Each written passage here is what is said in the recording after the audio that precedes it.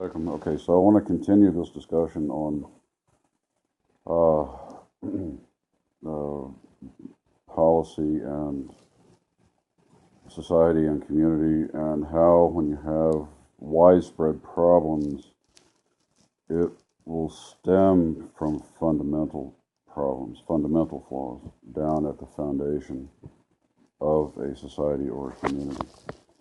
And let's take a look at an example that we can see. All right, let's talk about public education. All right, and some of us who have been around. Okay, so I'm 50 years old, and I mean, I lived through a period in which our public schools were much better than what they are today. But let's look at some of the problems that we have. All right, we have a high dropout rate. Um, Students, young kids who are like stressed out. They're very unhappy. Teachers underpaid, not enough counselors, not enough art and creativity programs. Kids coming to school who haven't had breakfast and can't afford lunch. Um, the school to prison pipeline, bullying. I mean, it's just a long list, and the fundamental problems in that are that beginning around 40 years ago, capitalists and corporations began inserting their agenda into the public education system. All right, and this is coming from the U.S. Chamber of Commerce, that represents corporate interests. ALEC, the American Legislative Exchange Council, the Heritage Foundation. Now, the Council for National Policy, which is Betsy DeVos and all these corrupt people.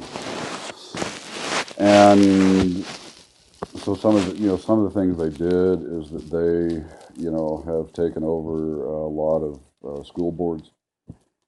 So then they dictate the policies that get handed on down.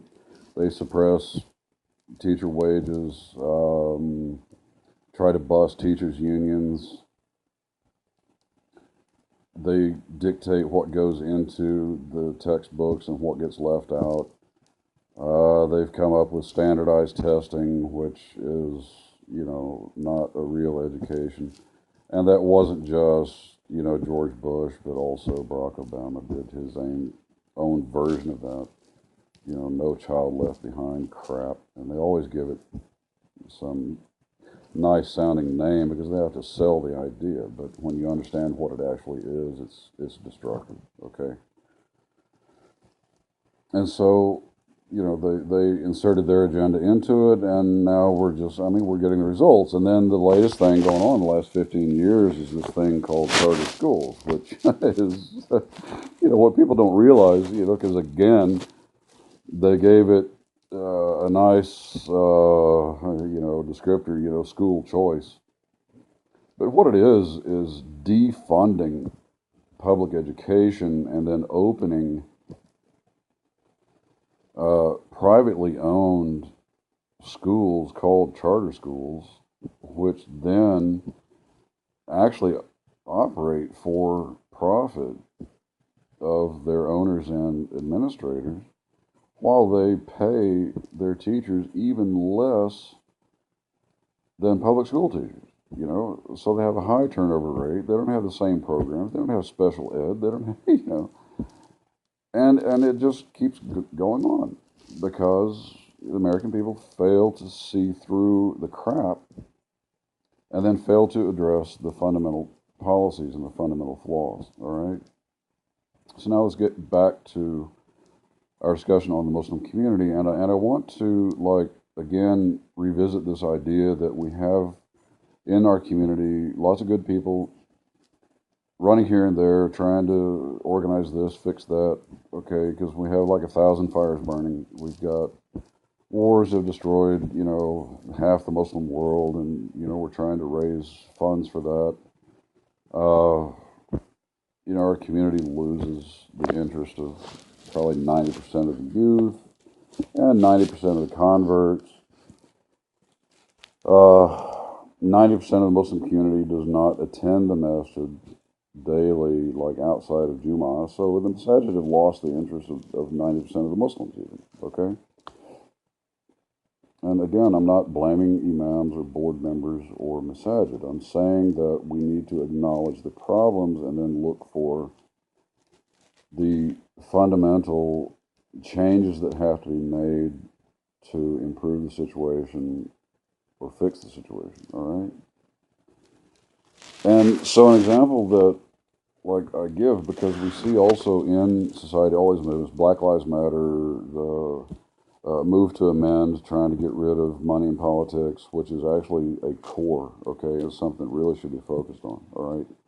The fight for 15 and, film the cops and, peace movements and women's rights and minority rights. And, it's a thousand, the environment and the climate, it's a thousand different things. But when you get down to it, and this is something that, very few of us understand, what is behind it is capitalism, all right? If you take the damn corporations and their money and their agenda out of the problem, we solve 90% of it right there. And the example I like to give is if you imagine a city and it has, say, 100,000 people in it, okay, or 1,000,000 people, whatever.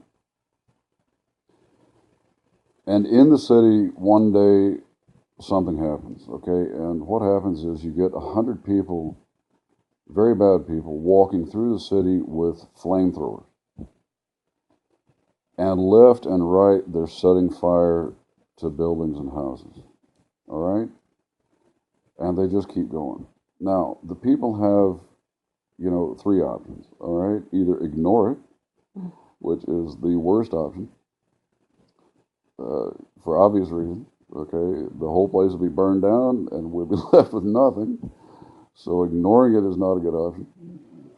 Or grab buckets and hoses and start running around here back and forth trying to put out all these fires, while those guys with flamethrowers are still walking through the city setting fire to everything. Or concentrate your efforts on taking those 100 bastards out.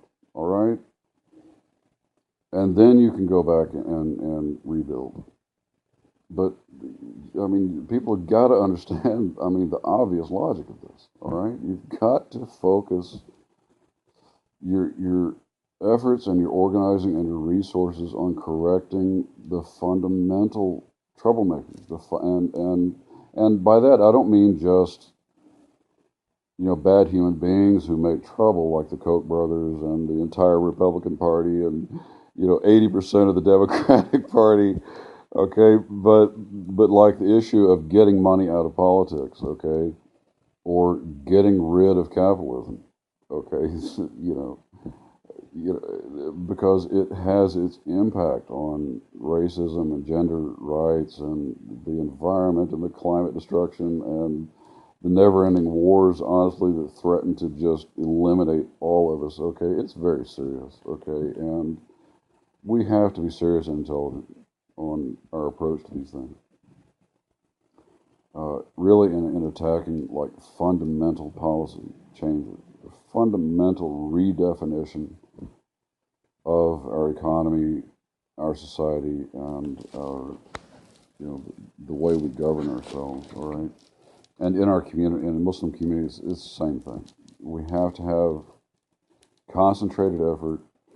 I know it's so tempting and makes us all happy to be the champions of social justice, outside the community and all our relief efforts. But if we don't redefine, uh, our policies and our approach to things inside the community, then we just perpetuate the fires that are burning in the community. And again, that's losing the interest of 90% of the Muslims, including the youth, including the converts. Not if we're advancing intellectually, it's fairly slow. If we're advancing, organizationally, it's pretty darn slow. And we can see that with all these efforts going on now, like everything is underfunded. Everything is underfunded, okay? Because we have scattered our efforts and our resources. We're trying to put out the fires, and we're not taking down the fire starters, okay? We're not taking down the real causes of our deficiencies, okay? So again, this is going to be a series of videos. This is the second one. Inshallah, I have more coming, okay? Jazakallah khair. I appreciate you paying attention. Please share widely, okay? Jazakallah khair. Assalamu alaikum.